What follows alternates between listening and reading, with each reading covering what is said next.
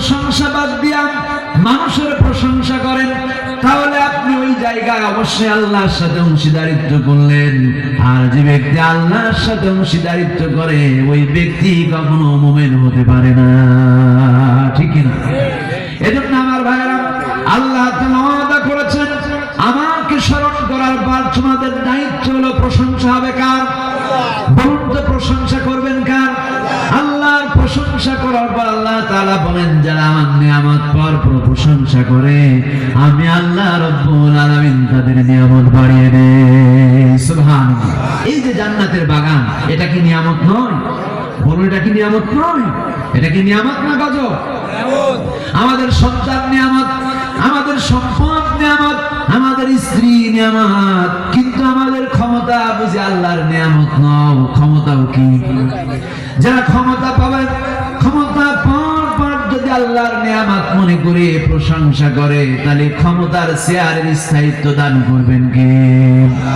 আর ক্ষমতা পাওয়ার পর যদি সে মনে করে যাহা বলবো তাহাই হইবে, এমন চিন্তা যদি করে, আল্লাহর নাশকর যদি করে, নাফরমানি করে, আল্লাহ রাব্বুল আলামিন বলেন হেলিকপ্টারে উপরে পাঠায় দেব।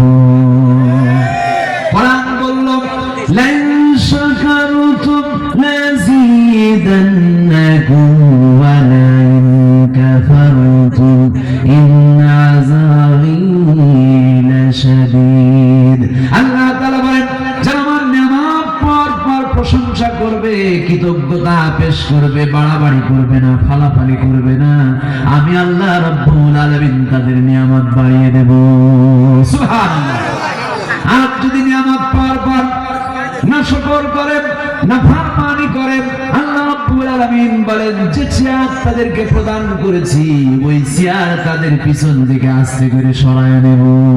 নিয়েছেন কিনা? বলেন নিয়েছেন কিনা?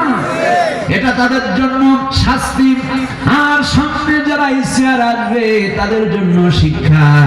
এই শাস্তি দেখে যদি পিছনের মানুষগুলি শিক্ষা নিতে পারে, তাহলে তাদের মতো এদের দশা হবে না, ঠিক কিনা বলুন? কি করবো?